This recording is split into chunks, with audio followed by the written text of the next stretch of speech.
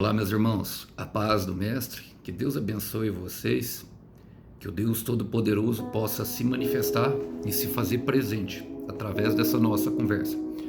Irmãos, quero dar um aviso rapidinho. Dia de quarta-feira eu quero com vocês aqui juntamente, tá? Nos horários mesmo que eu tô acostumado a lançar os vídeos mais longos, que é às 10 horas da manhã e às 20 horas da noite, fazer uma live. O Senhor colocou no meu coração. Então, eu estou ainda aprendendo, irmãos. Eu apanhei muito na primeira ali. E, bom, eu vou tentar.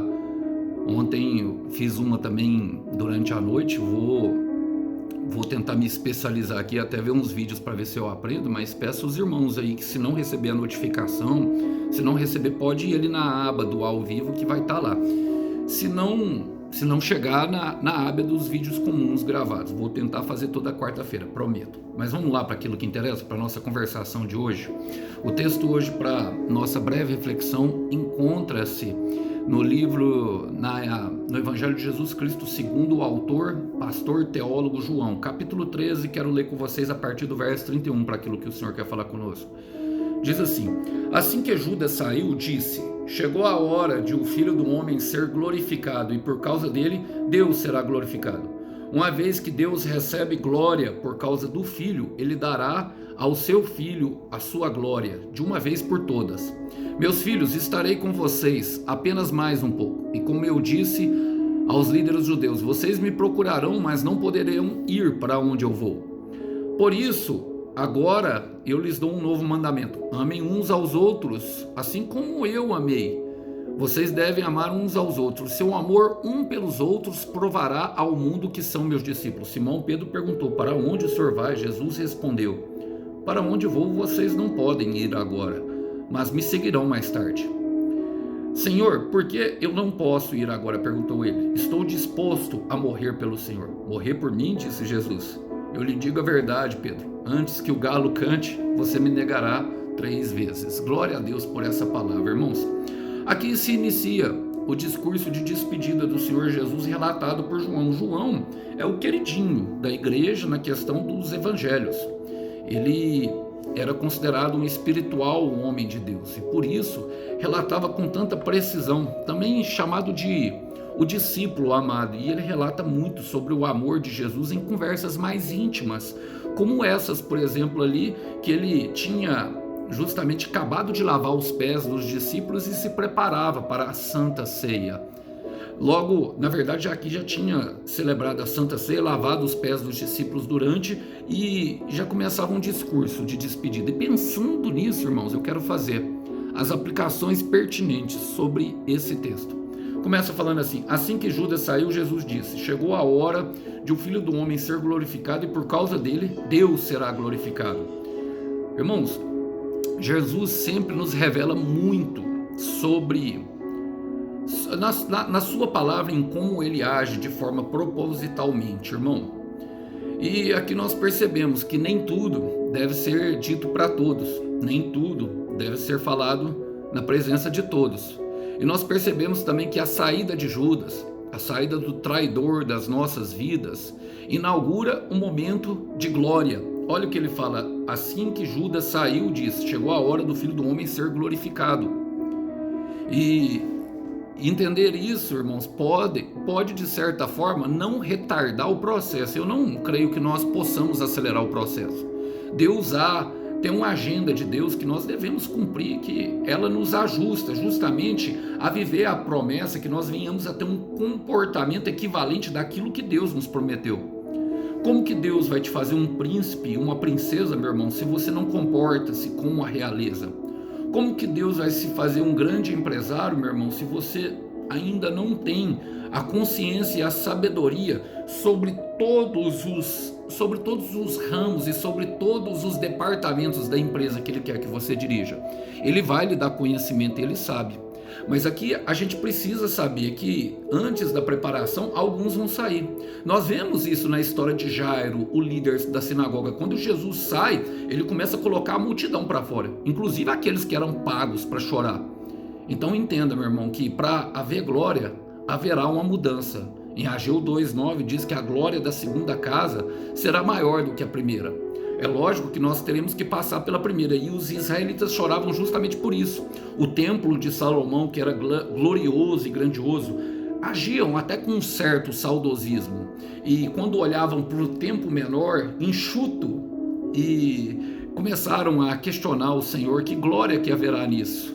Mas o Senhor está te dizendo, é por isso que a sua vida está ficando um pouco mais solitária. Eu estou pregando aqui para pessoas que viram pessoas indo embora depois que fizeram uma oração na sua vida, dizendo: faça-se em mim, Senhor, segundo a tua vontade. Senhor, livra-me daqueles que são maus.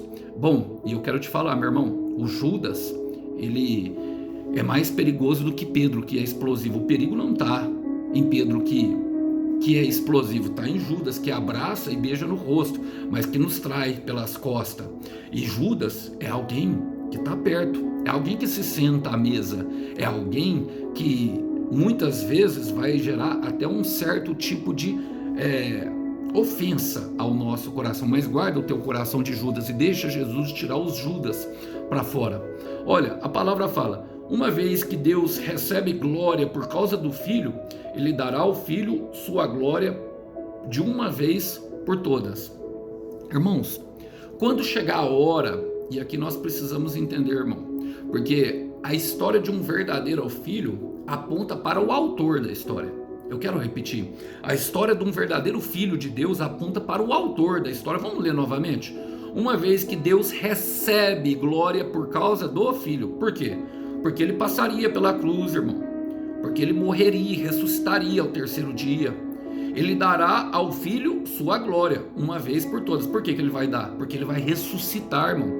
E vai colocar Jesus no trono. Irmão, a manjedoura fala de um Deus que se humilhou por nós. A cruz fala do propósito que nos salvou e fortalece a igreja.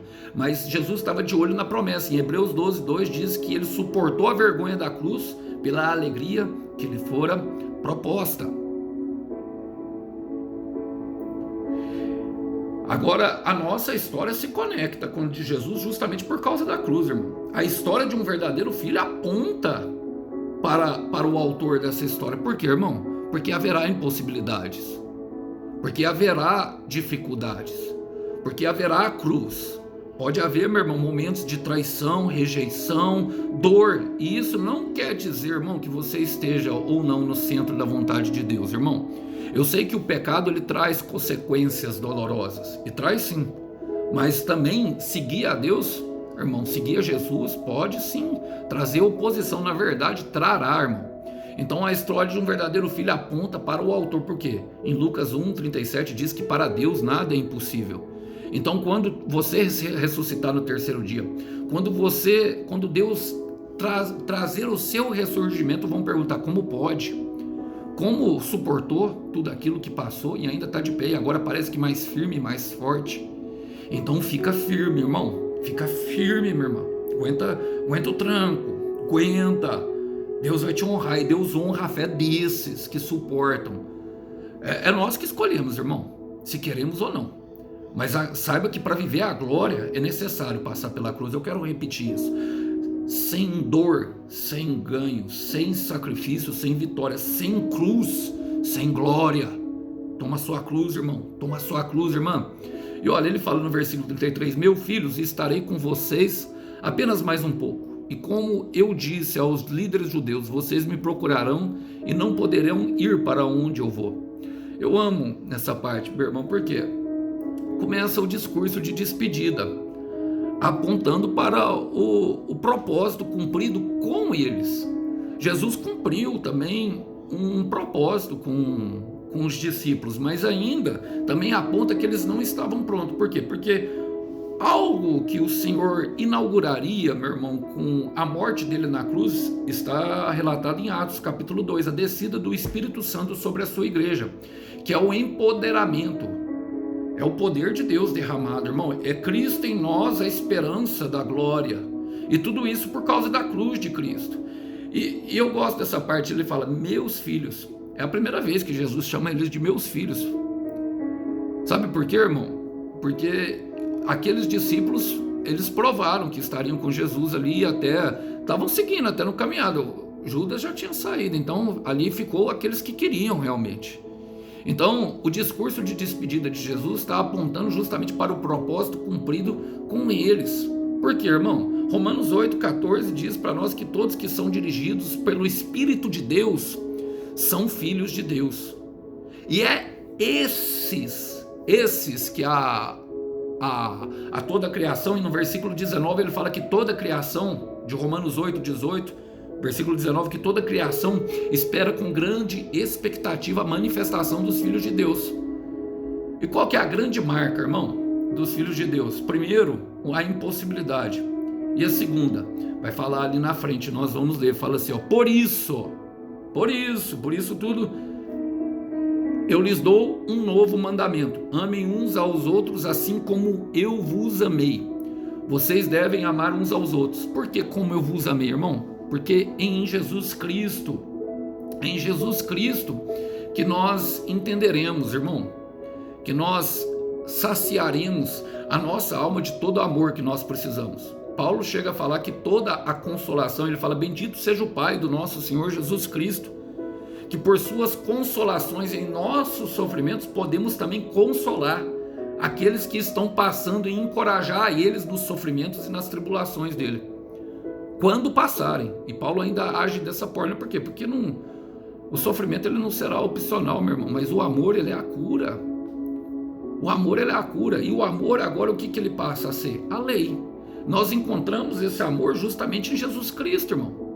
Nós encontramos justamente esse amor no Pai. O Pai é amor, Deus é amor, a Bíblia fala, e somente quando nós nos alimentamos da fonte é que nós conseguimos amar as pessoas e a nós mesmos. Por isso ele fala, por isso agora eu lhes dou um novo mandamento, agora. Ele está dando agora, até então ele não tinha falado, e ele fala, amem os seus próximos assim como eu vos amei. Como que ele é amor, irmão? Incondicionalmente, até a morte. A palavra fala que ele os amou até o fim. O capítulo 13 começa falando que Jesus amou eles até o fim. Irmão, se teve rompimento no meio do caminho, não pode ser chamado de amor. Não pode.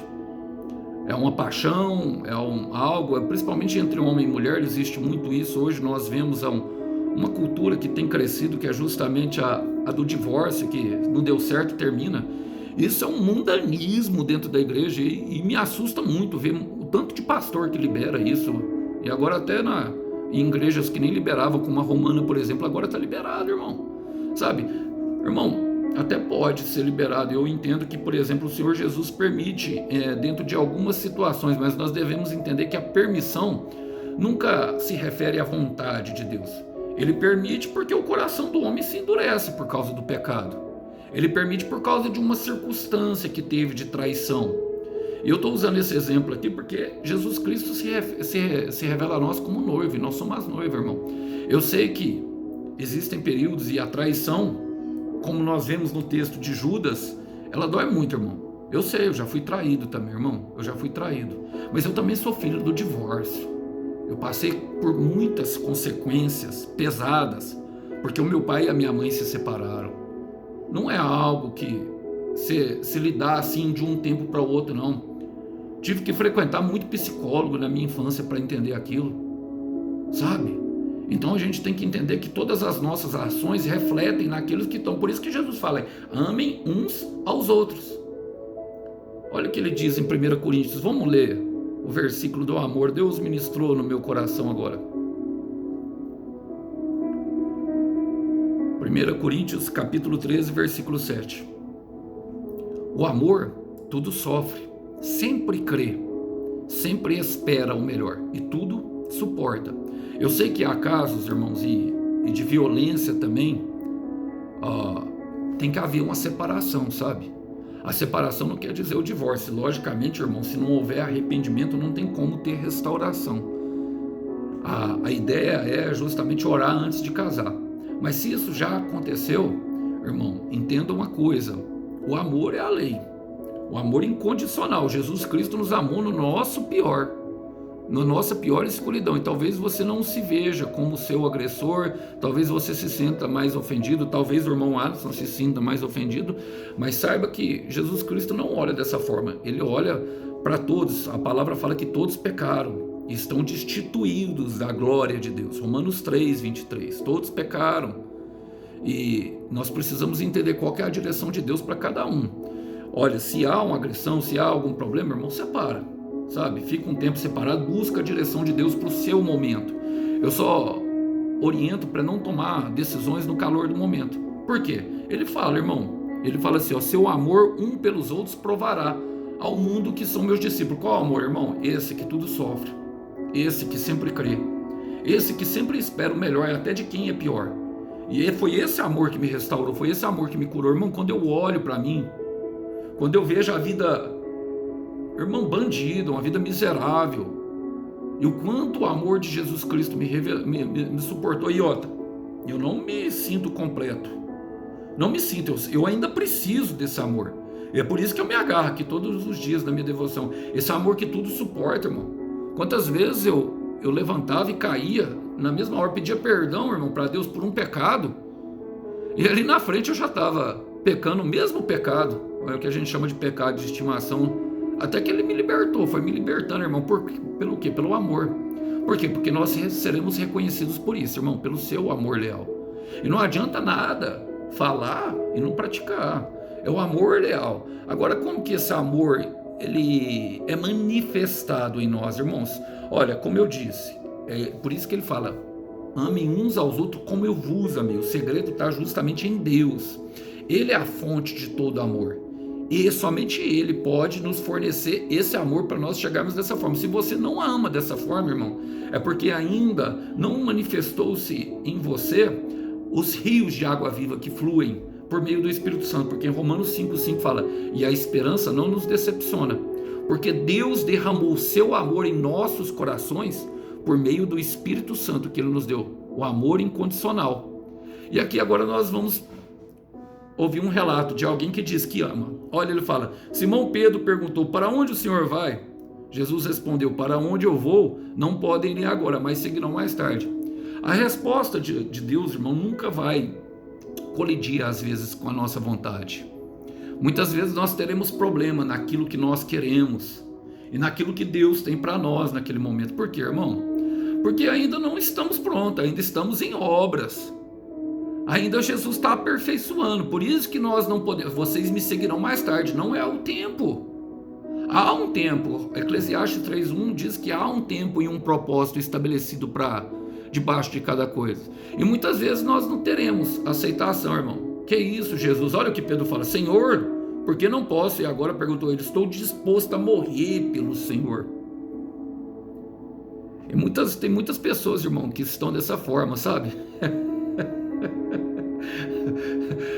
Só que o entusiasmo, ele não substitui a devoção. E foi provado isso ali na frente, pela negação de Pedro, logicamente.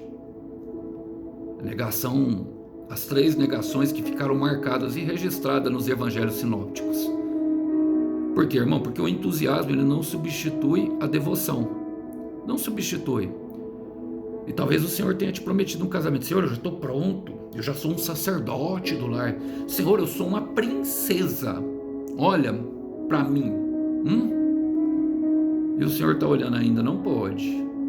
Eu estou pregando aqui para pessoas que creem que já estão prontos para viver a promessa. Eu estou pregando aqui para pessoas que pensam que já sabem amar. Eu estou pregando aqui para pessoas que já entenderam um propósito e que pensam que estão no final. E o Senhor está dizendo, ainda não é a hora. Ainda não, Ele não está dizendo que não vai chegar. Só está dizendo que ainda não é a hora, porque ainda estamos em obra. E o entusiasmo, ele não substitui a devoção. Quero ler com vocês, porque eu gosto muito desse versículo. E a primeira vez que eu li ele trouxe bastante esclarecimento para mim daquilo que foi o meu processo. Está em Salmos 86, quero ler a partir do verso 11, irmãos. Preste atenção. E eu quero ler na linguagem atual, porque mostra claramente aquilo que o salmista quis expressar. Ó Senhor Deus, ensina-me o que queres que eu faça, e eu te obedecerei fielmente. Ensina-me a te servir com toda devoção. Senhor meu Deus, eu te louvarei com todo o coração, e anunciarei a tua grandeza para sempre. Como é grande o teu amor para mim, tu não deixastes que eu fosse levado para o fundo do mundo dos mortos. Aqui está falando justamente de alguém que passou pelo mesmo processo, igual Pedro. Por quê? Porque negou, irmão. E na nossa negação, nós somos levados a um momento de dor. A palavra fala que quando Jesus encontrou com Pedro novamente, irmão, ele chorou amargamente, triste, uma profunda tristeza. E qual que é a diferença de Pedro com Judas, Arson? Ficou até o final, suportou o processo. Por quê, irmão? Jesus vai falar ali na frente, e eu quero terminar: morrer por mim, disse Jesus. Eu lhe digo a verdade, Pedro, antes que o galo cante, você não me negará 3 vezes. E uma das palavras do Senhor Jesus para Pedro antes de ir, que está relatado em Mateus capítulo 22, é justamente: Pedro, Satanás rogou ao Pai que te peneirasse, e eu roguei intercedendo por você que você suportasse a peneira de Satanás. Não quer dizer que Jesus ia tirar Pedro do sofrimento, não, ia dizer que daquilo que seria a ação de Satanás na vida de Pedro, ele ia se valer para que ele estivesse pronto para ser o líder da igreja. Por quê, meu irmão? Porque em Mateus capítulo 1, capítulo 4, versículo 23, fala: vinde e segue-me, porque eu lhes farei pescadores de homens. E nós entendemos, irmão, que o processo é que nos torna frutífero. Eu quero repetir: é o processo que nos torna frutífero.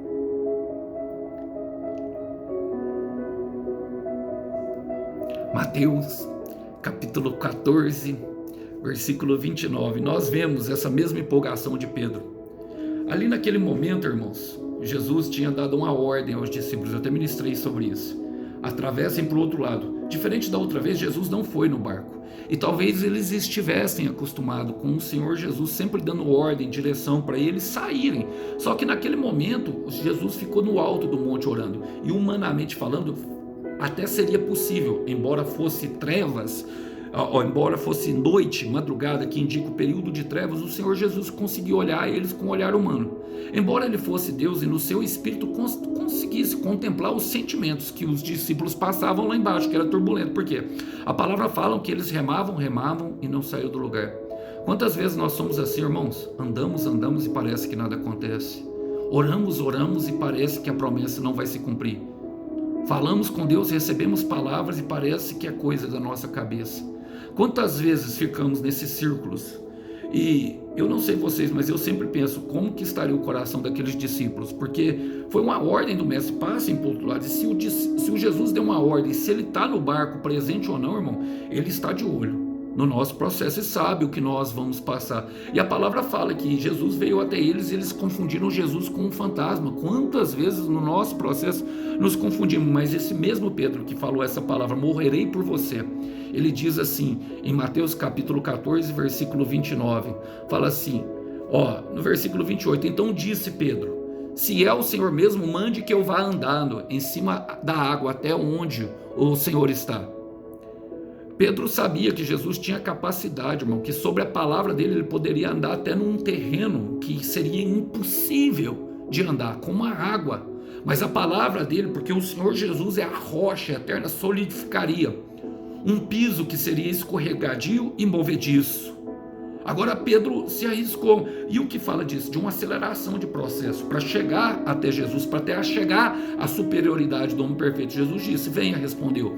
Pedro saiu do barco e começou a andar em cima da água em direção a Jesus. Porém, quando sentiu a força do vento, ficou com medo e começou a afundar. Então gritou: socorro, Senhor. Imediatamente Jesus estendeu a mão. E aqui eu quero voltar, porque a promessa era: te farei pescadores de homem. E para se tornar um pescador de homem, meu irmão, para se tornar aquilo que Jesus prometeu que você seria, aquilo que é o seu propósito, você precisa ser pescado. Jesus estendeu a mão, Pedro estava afundando, Jesus pescou ele precisava ser pescador. Rai, andará, bandassoia.